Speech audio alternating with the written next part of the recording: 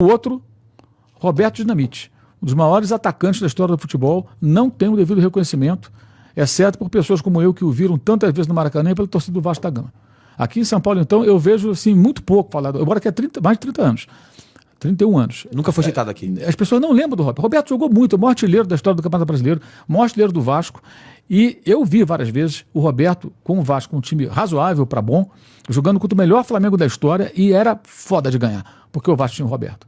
Na final de 81, foram 3 jogos, as finais. O Flamengo, tinham 3 turnos do campeonato. A ideia ali dos caras era botar os 4 grandes na final, né? Um turno, campeão, com a final. Segundo turno, terceiro turno e a melhor campanha. O Flamengo ganhou 2 turnos e fez a melhor campanha. O Vasco ganhou 1 turno. Então, para neutralizar cada turno ganho, o Vasco tinha que ganhar um jogo. O Flamengo entra com uma... Assim, o Flamengo precisava de um empate para ser campeão. Aí o Vasco... Aí o Coutinho morre afogado, o técnico campeão brasileiro em 80. O Flamengo até fica os jogadores bem abalados. O Flamengo joga mal e perde para o Vasco num domingo. 2 gols do Roberto. Aí na quarta-feira... Tem um jogo, cai uma tempestade no Rio, eu me lembro como se fosse hoje que eu peguei a barca Rio-Niterói, saí de casa para ir para o jogo. Eu nunca tinha conseguido, porque a Baía de Guanabara é flatzinha, água, né? Mas a água estava mexida, sabe? A barca balançava. Um negócio assim meio assustador. A gente chegamos e tal, fomos para o jogo. Chovia assim, sem parar, o gramado sem nenhuma condição. E o jogo é um jogo, praticamente não tem jogo, né? A bola, o Adílio conseguia jogar na ponta esquerda, onde estava um pouquinho mais seco, ele conseguia driblar, fazer umas jogadas. Então, um jogo de chutão, ligação direta, não conseguia dominar a bola e tal. Aí, aos 43 minutos, uma bola jogada na área, ela ia na direção do Moser, mas ela bate na poça de água e para perto do Roberto. Uma chance no jogo, pum, ele chuta, a bola vai no gol, o Vasco ganha de 1-0.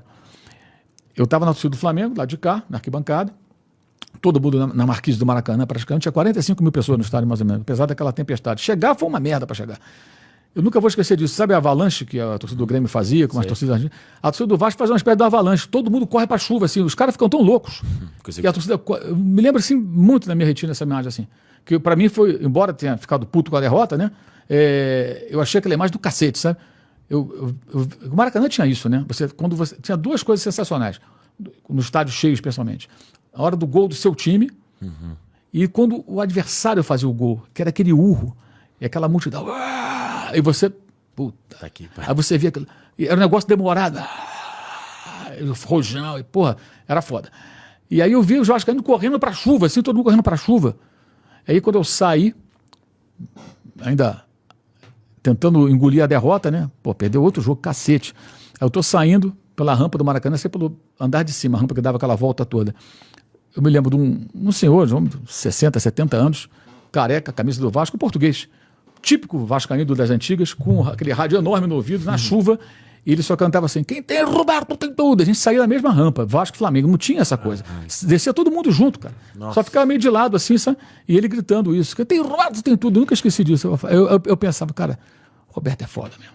Esse filho da puta fez a gente fazer 2 jogos, ganhou dos 2 jogos. Porra, ele ganhou os 2 jogos pro Vasco, e o Vasco é um time muito pior que o Flamengo. Aí tem um terceiro jogo final,